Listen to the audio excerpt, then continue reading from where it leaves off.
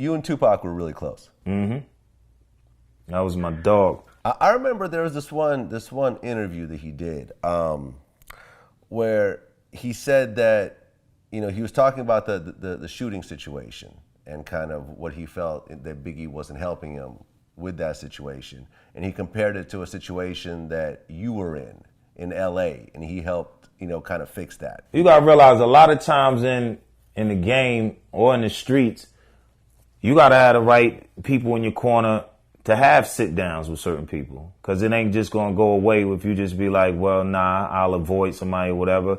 Like, it's been a lot of altercations, especially the 90s. The 90s was the Wild Wild West. Like, you get down, it was bar fights. It was like, anytime you go in, a lot of times you had to fight your way in and out. So a lot of times we done ran into real live people and then had to have sit downs. I've been at the front end of sitting down and putting homies together. Pac has a whole line of our soldiers. So definitely we have instances where we had to have real gangster sit downs. I mean, it basically was a barroom brawl type thing that went on, and it was some gangsters, gangbangers that was involved with it, and wasn't after us, but they was just in there to trip at the night.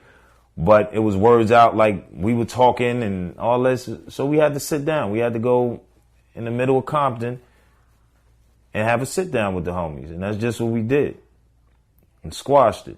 We had a couple of meetings because we had to hit different levels of realness. You know what I mean? The way we do. We had different colleagues. It wasn't just one person that come. We had different homies, real life homies, that was going to make sure every level of everyone knew that it wasn't nothing popping off. It was all good and everything was gravy. Part of that same conversation, you know, Pac felt that, you know, Biggie didn't really have his back like a friend was supposed to. I mean, how did you feel, you know, being in a similar situation with Pac and being, you know what I mean, in that same story? How did you feel, you know, about that? I mean, when you're in the game, you got to realize everybody is not even in tune or in touch to talk to certain people. I think Pac gave Biggie a little bit more street cred, like as far as, you know, Biggie was a great entertainer, but he wasn't the one that was in the streets calling shots like that. You know what I mean? He had a lot of, it's like, we got a lot of entourages, a lot of people through the years, but it's like, wasn't nobody in our entourages calling the shots on what we was doing. You know what I mean? Everybody knew it was a unit and everything else, but a lot of times you had kids around you don't know, and you might be intimidated by them yourself, or you can't talk to them. They end up doing something that's looking like you withholding information or keeping the codes.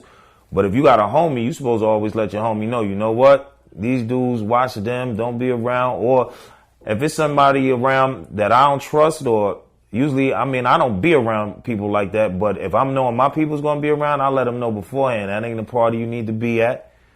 That ain't a studio session. That ain't an individual you need to be around. I know this dude from around the way. Stay clear. That's what you do. You know what I mean? So the specifics about everything that went on, I just knew it was more or less Pac looks at everyone and wants them to be as upfront and real, or have as many connects as him, when it's like everybody don't have it like that. So everybody can't react the same way.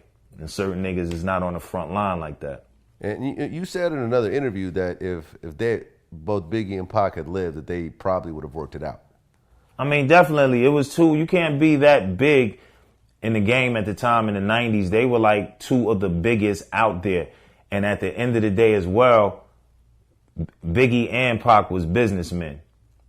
And they know you can't make no money when you warm. Everybody knows that, streets or industry. If you warming and mess up money. So at the end of the day, I think they would have ended up having a compilation or a EP together that would have been one of the biggest selling albums in hip hop history. Definitely. I remember there was an interview you did. It was on the red carpet somewhere. And, you know, after the interview ended, they put the camera down, but I guess it was still recording.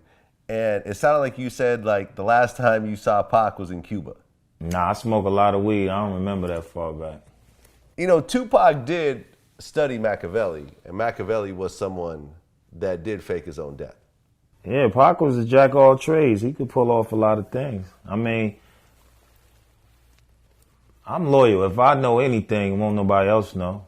If he wanted to be seen Or if he wanted people not to think he was here, I'm rolling with him in whatever he want to do.